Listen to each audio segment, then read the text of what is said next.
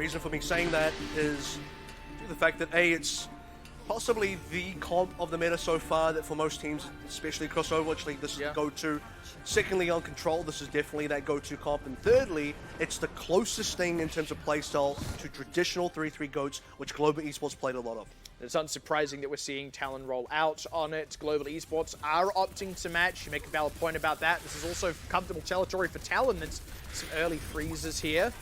Global Esports have a reasonable position over the point. Finding a Pudo out early is a big pick up, but the Xenofly gets picked off. That should unlock Patapan in theory, if he can actually get into the thick of the fray. Unfortunately goes down to Luke, and honestly, between those two picks, even with the DMAC on Xenofly, Global Esports should have no trouble securing this first fight. And part of the problem is you need both your DPSs alive to really be useful here. That's an obvious thing to say, but there is a very specific synergy between Mei and Reaper that makes this comp work. The Mei needs to be slowing down targets for the Reaper to zone in on, and the Reaper needs to be cleaning up damage that the Mei slows down as well. So it's a bit of like, you know, both sides need to be working together in that case, and if you lose one half of that very early on, a lot of your primary damage output is going to be gone as well. Talon having to make a hefty rotation, going to be fighting into Lil Rax and Kim Gutei's ultimates as well. They've only really got the coalescence of their own to work with as they make this approach. Ideally, they kind of need a pick, but that's going to be the wall. Not going to commit the blizzard just yet. Little Rax is going to go ahead and commit a hefty Death Blossom that's going to pick up 2 kills. And that's going to be that for Talon. Very cleanly wipes, and Global Esports maintaining ultimate advantage. And Global Esports walked into that with a decent advantage anyway. Talon know that they need to be able to get some of those ultimates out if they're going to have a fair shot at a later fight. They're now building up towards their own DPS ultimates. You can see the Blizzard, also the Death Blossom there, coming up for both Patapan and Pudo. Kim Gutei still holding onto a Blizzard, as well as a couple of other ultimates on the other members. So Global Esports, for the time being, are still looking pretty decent. Thing is, with only the Blizzard and not the extra bit from the Death Blossom, you maybe like to think the Sound Barrier can really do a lot of work for Talon. They're going to have to commit it now, though, as they just approach the Supercharger. With the Coalescence already long gone. That's going to be the early pickup, though, onto Faith, who did have a Sound Barrier, so a bit of a rough loss there, and Xenofly self-destruct doesn't really catch much. That ends up being a very clean approach and fight from Talon. Didn't really have to spend much at all, aside from CQB's Sound Barrier. You can see there as well the strategy that they kind of just need to be walking in on top of that bridge, because there's no really good way to apply your Blizzard ultimate or your Death Blossom ultimate and put the walls up or anything like that. Once you're on that sort of high ground, Global Esports, if they get walled off, they jump to the side, so not exactly locked down. So Talon don't want to expend too many big resources there. They just want to walk in. The best way to do that is to use the Sound Barrier, get aggressive, get Patapan into position, don't spend any other ultimates, and now suddenly that ult economy is flipped. You like to say that that feels a lot more comfortable, a lot more of what we expected out of Talon compared to how the opening skirmish went, but they do still have a lot of time to make up for. Let's get more lessons coming through. Blizzard's still available on both sides. That's a wacky freeze on Xenofly. Bit of an unfortunate one for him, just right at the top of the ice wall, couldn't get back down and ends up being demeched for his trouble. Kim Gutei does get a Blizzard on the point. That's a nice wall from Apudo to slow things down. Littlerex does eventually get in and kill him, but honestly the damage has been done here on the side of Global Esports. Global Esports still maybe looking for some sort of turnaround factor. Littlerex is a bit too low here. Will get taken down, and that's an unfortunate fight for GE, because what that happened earlier on is Patapan already used a Death Blossom at the start of the fight, didn't catch him with that one, so a bit of a wasted ultimate. Apudo then goes down fairly early, so in a way, both of the DPS ultimates for Talon aren't going to find value either because they didn't get anything or they wasn't allowed to be used. And for Global Esports, that's a decent opening that unfortunately didn't get them a fight win. Now you look at the situation as it stands. Global Esports do come in with some potentially useful ultimates, but they're going to be fighting through Apudo's Blizzard, and Patapan could well get a Death Blossom before the fight ends. So we'll see how they choose to approach it. Sound Barrier in as the Ice Wall has connected. It's just throwing everything into the mix. Apudo still has not used the Blizzard. Might not even need to at this point, because that double kill with the self-destruct. Talon might just sit pretty on this one, knowing Global Esports have to rush for a final fight with both DPS ultimates available for Talon. And a fast reset's required here for Global Esports. Once they saw double kill from the self-destruct from Gagora, get back out of there, don't put any more ultimates, respawn, go into this last fight. 95% now for Talon. Whoever wins this likely takes the round, because Global Esports are at 89 as well. And Xenofly is going to have to get a massive catch with that defense matrix. Apudo has to go all Ice Cube. He manages to get that. Eaten. Oh, no, it's Kim Gutei's Blizzard eaten, so this is totally uncontested from Patapan and Apudo. There's just no way for Global Esports to really get in the mix here. This is so far a 1-for-1. Global Esports, a lot of members low, though. Now Luke and Lil Rax both down. Coalescence out from Mango Jai as well to clean up Kim Gute on Xeon Flux. That is going to be Patapan and Talon picking up the first map of Nepal. I think Global Esports would have wished that was Apudo's Blizzard Eden instead of their own, because that would have certainly helped them out that much more. I mean, it probably wasn't the nail in the coffin, but I mean, Global Esports had a few chances there, losing one of their big ultimates, copping Apudo's instead. Not the way you want to see that one going. This is going to be another early fight where this was Xenofly getting trapped. Decent wall by Apudo that, just like you said, it just puts Xenofly in a weird spot where the mech is just a little too big, couldn't quite fit through anywhere. And that can happen. That can happen with the Mei wall. A character can get stuck, and it doesn't take too long to get frozen, especially with D.Va's generous hitbox. And I mean, there's also not sadly really the defense matrix couldn't stop you from either shoot down every single snowflake. Well, it was Coalescence plus the main left click, and either of those get stopped. And now going to the next fight, both teams running the exact same thing. We're hoping to see maybe if Talon can get a better start. Yeah, it's the real difference maker, I would say. They were able to turn around the last one, but they don't want to have to turn around the point at all if they can help it. And this is already the kind of start they are after. With Kim Gute and Luke down, the rest of Global Esports likely get into full retreat. That's if they can even get out at this rate. And my concern now is Global Esports, they had a decent beginning on Village, and they couldn't quite capitalize that onto a proper round win. Now that they actually come in at a deficit, how does this work for them? You know, they even further behind, it's just becoming even more difficult for them. At the moment, at least based on ult economy, they're not really that far behind. In fact, they've kept up pretty well. Yeah. The only big point of difference is Mango Jai will have Coalescence now. Xeon Flux is still waiting for his.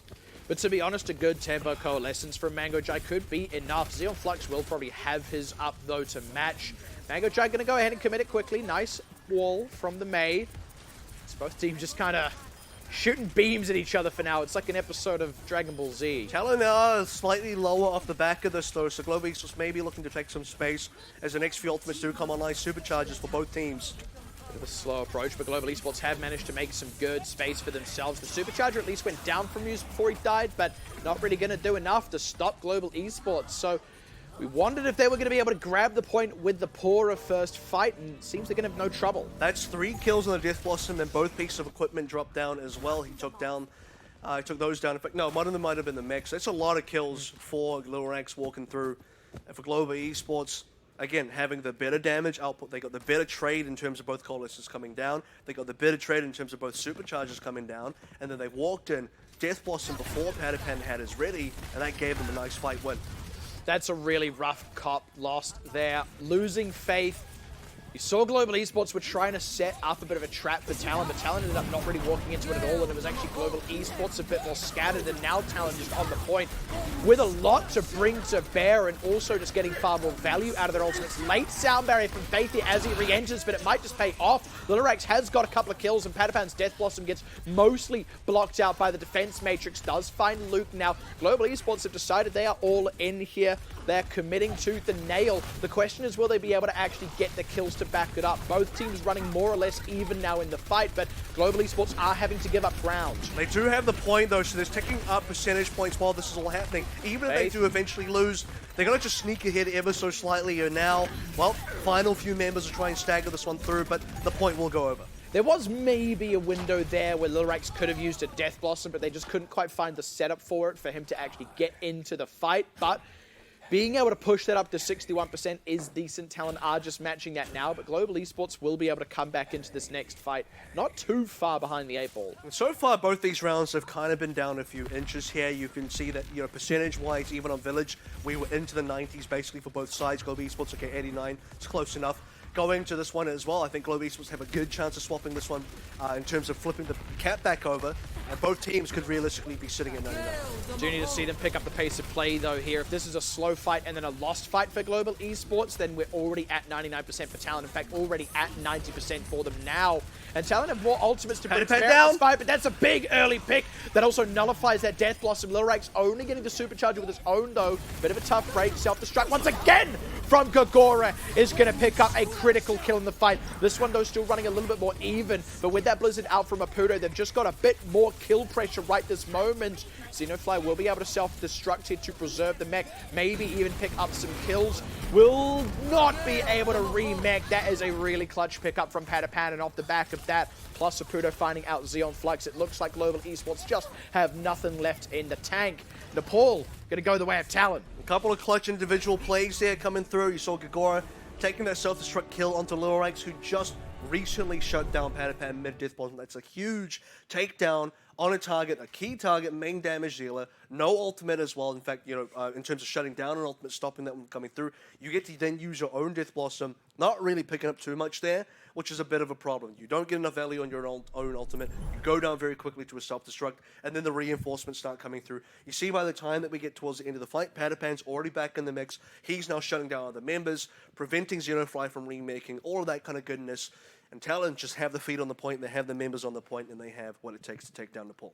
And that's a really interesting one. That's a 2-0 for Talon, but this feels very different to the sorts of 2-0 starts we've seen out of them so far this season. They've even had some 2-1s in there that still have felt more one-sided on the maps where Talon have been winning, and I feel like Global Esports have leveled up somewhat here. They are actually showing up to these team fights. They have the capability. Winning the opening skirmish on Village is a great example of that. They were also able to re-grab the point over on Shrine just been, and you sort of look at this and go, yeah, I could see this. This could work. But then there is the other side of that where you look at 89% on Village and unable to ever cap it back for that final little bit. That's the real difference maker when it comes to actually winning a map off a team like Talon. And that's why we look at those final few moments as the really important parts of the game where, this is where you actually have to be winning to be able to take a round or a map, let's say. That's where Global Esports is so far falling short. I also think, they do look better, and this is the kind of comp that they should be looking better on. As was mentioned, this is the closest thing in terms of playstyle to a traditional 3-3 Ghost that we saw in the last minute, which was predominantly what Global Esports was playing. So they want to be probably going back to something that feels a bit more comfortable for them, that they really understand well, that you would argue maybe they even have a bit more mastery over. So playing this kind of comp should give them better results. However, the concerning thing is now moving on to other maps, other game modes.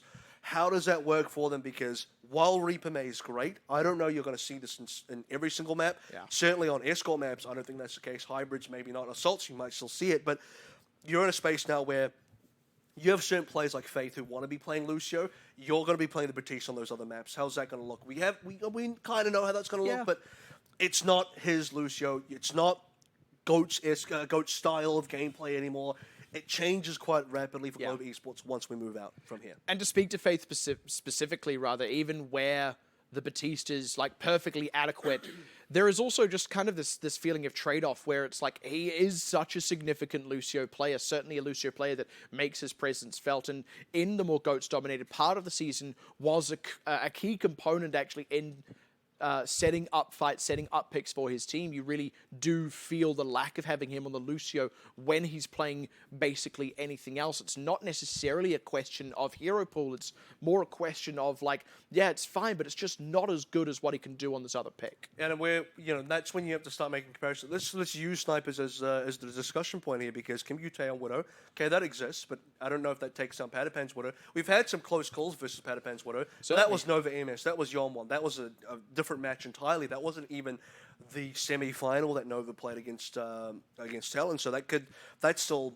you're not quite sure how that one would go. Most likely it goes Patapan's way. You look at Hanzo's, maybe Lorax could out-snipe Puto on the Hanzo battle over there.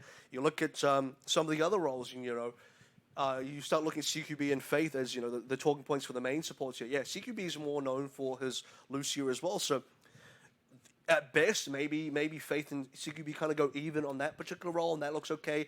Mango versus Xeon Flux, Moira's, that looks okay. But once we go into Anna's and Zens and stuff like that, maybe you start shifting priority over to Mango Joe. You start thinking he's probably the winner in that particular, head-to-head. So once we move out of Reaper May, in my opinion, the favorability just starts shifting more towards Talon, and they just won in Reaper May anyway. Yeah, and I mean, actually, there's a whole other aspect of that as well, which is like even going in terms of DPSs beyond just the double snipers, the Huns or Widowmaker. We also look at, I mean, things that could still potentially come out here. There are still Genjis and Traces and Sombras kind of hovering around the meta in some areas, and again, those are areas where we would just inherently favor Talon, partially because they could already play them to an exceptionally high level, and also because they can just play all of those things. This is what we were talking about kind of at the top of the night, especially with regards to just having a Pudo and Patapan in as your starters with Bashful on the bench. Is like, between the two of them, you cover the overwhelming majority of picks. In fact, you cover more than what most teams can actually cover with their main two DPSs, and this is with respect to Global Esports, who don't actually have a third DPS sitting on the bench. We'll have to see if any of those other DPS picks end up being a factor as we move away from Control. And of course, with that, the next game mode is going to be Assault, and, well, here's how that works. Welcome to Hanamura. This is Assault. Two teams face off as either defenders or attackers. The attacking team has a limited amount of time to capture two objectives. First A, and then B. To capture an objective, the attackers need to stand within its range for a set amount of time. Defenders can delay capture progress by also standing in range. To resume capture, the attackers must force the defenders off the objective by any means necessary. If successful, they score 1 point and gain additional time on the clock. Now the fight moves to objective B. If even one attacker is on an objective when the clock runs out, the game enters overtime. This extends play indefinitely until either team is cleared away. The round ends when the attackers capture both objectives, or when time runs out. Teams switch sides each round. Whichever team scores the most points wins. And the next map is going to be Paris. So all these things we talk about with the DPSs, even with the sort of Orisa-oriented main tank, I don't know that we're going to see too much of a shift for Paris. May see more of the Sombra and things coming out, but this could also just be a relatively comfortable Reaper May map. This is also one of the possible maps where you could put Bashful in for a Pharah, but it's not. I don't know if it's going to be a big enough factor for you to make that decision, because the other comps you could be running are probably just as good anyway. But also here, it makes sense if you are the side of Global Esports picking here, because going to Temple of Anubis or going to Volskaya both have heavy Widow factors on that A point. Both can be quite Widow heavy, so avoiding that for now and playing something that might give you a little bit more mileage, specifically playing Reaper May, especially on that B point, Paris does make a lot of sense. Certainly like to think so, or maybe they just like the scenery. I don't know. I like the scenery. Oh, that you do know. Yeah. I mean, there are parts of the scenery I don't like. That's separate. All things that we know. Yeah. I mean, there's a lot of things I don't like, really. But I'm not one of those real anti-people that's like, oh, Paris isn't really that good. Paris is nice. It's reasonable as far as cities go. It's decent. It's not really any other city a whole lot like it. And, well, interestingly enough, we're actually seeing Kim Yu-tae rolling out on the Widowmaker. It's something they decided they want to opt into here. They are looking to run a Pharah potentially as well. What a sneaky turn of events for Global Esports. Might just be scouting. Might just be thinking. Where they are thinking of the Pharah Widow composition themselves, and like you said, it is going to be a little bit of a scout. It's okay, how heavy of a ground defense is this going to be? Mei Hanzo, that's of course the other composition that we do see a lot as well. It's a lot of Mei plus something as the combinations for the DPSs here. Kagura back on the Hog, quite nice to play with. I do like the pick potential that comes out here. You see that in full action there. You got hooks, you got the hold, there's a sleep dart. It's not like incredible, but you've got enough to isolate, especially someone like Luke on that main tank, on that wrecking ball. And hey, if it's a hook onto someone like Little Rax or Kim Yu-tae, that can just end a push right there. And this is going to take a while for Global Esports to really ramp up, because they're waiting for EMPs here, they're waiting for flank potential, and actually going to go pretty quick. That's a mighty knock-up. Nice immortality field out from CQB. It does get destroyed, but in that time, they were able to kind of recover somewhat and start to dish some damage back out, at least onto Xenofly. But Now the trades start to come in here. Talon having to reposition as well on this main part of the point. So Global Esports, certainly their work isn't all done just yet. CQB needs to stay alive. Immortality Field will certainly help with that, and they find Kim Gute out as well. This one being far more high impact so far. And they needed to have Kim Gute live there, because if this goes on for a little bit longer, EMP becomes available, then they can really commit. They are still in this fight. Kim Gute has respawned, but they've also been losing members. Yeah, they decided to commit a Coalescence in there, and I really like the Amplification Matrix, kind of right in the face of it as an answer. It sort of goes, yeah, we don't actually mind standing in the path of that, because we'll just out-DPS you. If you keep standing there, you die. They also found Little Rex with that, and just kind of completely stopped up the momentum. I also like the swap here from Patapan. And Talon absorbed this pressure quite well, and they should continue doing so with that McCree pick. But for Global Esports, you saw how early they went for that initial Wrecking Ball dive in. Got very aggressive. They didn't have a lot of follow-up. Now they actually do have the follow-up. This is where they should be truly dangerous. That's a really nice catch there, actually. The knock up into the hack allows them to finish off a Pudo. They do end up turning that into a trade, though, so it's still not totally smooth sailing for Global Esports, and now having to fight into the Supercharger, but Patapan down means it's just Muse and Gagora doing the damage, and EMP is still available for Global Esports. We are seeing here if Gute can make some inroads, because they are bleeding out members. He does look like he wants to commit now. Yeah, they figure, hey, better late than never, right? Or I don't even know if it's necessarily late. They just didn't have a good time between the Supercharger and then Faith getting hooked and killed, but they do have the closer respawn.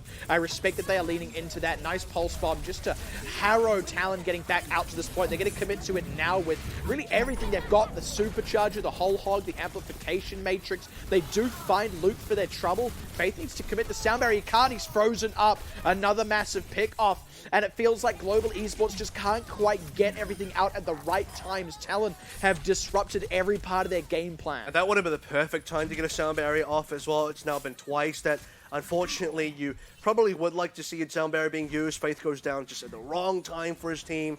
And Global Esports, it's been a big commitment. We saw the EMP finally. We saw them really try and take that point. 2 ticks is decent. You give them that, but there's only about 30 seconds remaining. They now have to take it in this push and still make it to B, and they're going to lose a member doing so. It is a trade, though. Muse goes down in the main trunk of the fight, and Aputo's Blizzard gets eaten. This is a much bigger opening now.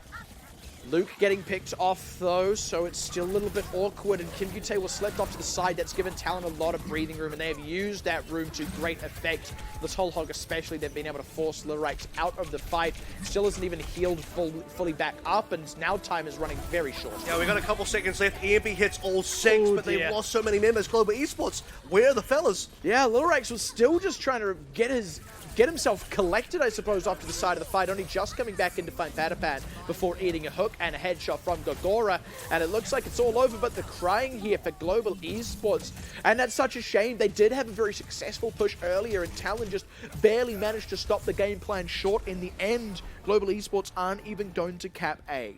That's really disappointing, especially considering that they got the 2 ticks in there already. There's a decent amount of percentage capped over, I believe, as well, 81.2. Yeah. So, look, it is defendable for them. They can make this happen. Talon would have to really waste a bit of time here and really make some big mistakes. And I also think this is partly the reason why you see a lot less Sombra now. A lot of people predicted Sombra to be a big part of this meta, mostly because Sombra got played a lot in 3-3. But the thing that people forget is the reason Sombra got played a lot in 3-3 was because there's a lot of tanks grouped up, very easy to farm EMPs and get high value on the EMPs. Now in a 2-2-2 meta, it's far harder to get value on the EMPs. And at the same time, it's a big time commitment that you can see here for Global Esports. They got that 1 EMP in there, got the 2 ticks, and then never touched the point again.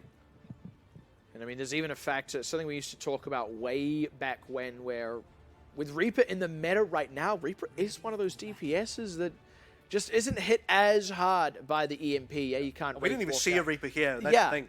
I mean, that's it's all just. It would have been even worse, right? It's just one of those things that sort of Sombra's in an interesting place in the meta right now. A very curious one, but maybe Talon still want to take that approach, take that angle, and I would argue there are 2 default compositions right now. One is what Global Esports are currently running, this Mei Hanzo, Orisa Diva into Batiste, and then either an Ana or a Zen. That role is quite flexible. The other one is the Reaper Mei composition. Those 2 are the 2 default comps of this particular meta right now. And so unsurprising that Global Esports is going to go into this as well. How Talon want to approach this so far, it's slightly different because they're going for the Sombra. Now this is decent because it is one of Sabuto's main picks. But they're also doing the Genji. They're not doing the Tracer. Patapan can play the Tracer. They're also not doing the Wrecking Ball. They're doing Muse on the Winston instead, which is different. It's going to work. This is clearly an angle Mango Xenofly Joe's been looking. practicing. Ooh, nearly got it. Just barely clipped the top of the shield of Luke. It's a little bit unfortunate, and it's also more so unfortunate because the team actually committed onto that, probably assuming it would hit, and Mango Jai, because he was throwing that out, wasn't in line of sight. They couldn't save Gagora's mech, so that's just a bit of time lost here for Talon. And here's the reason why dive isn't really that good in this current meta is because Mei exists. Every time, you just saw then, they want to dive in, Talon put their plays on there, and then Kim Gute freezes Muse up straight away. Gagora's got no help there. Almost gets demagged. Muse almost loses life. In fact, I think Talon are quite lucky to not really take any losses there.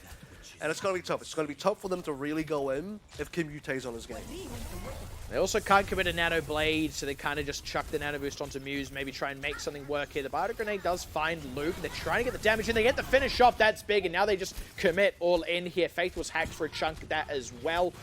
Certainly hampers their opportunities. Now established at the point, they find Faith. He did get the amplification matrix off first, but it's in a spot where a lot of talent can just kind of duck and hide from it. Patapan does get slept as he looks to go in with a blade, but honestly, I think the damage has been done anyway, even with Patapan going Point down. pressure's real. Global Esports are hemorrhaging members, and Talon have been sat pretty on the point this entire time. The Dragon Strike, last-ditch effort now to maybe get some kills, does not pay off.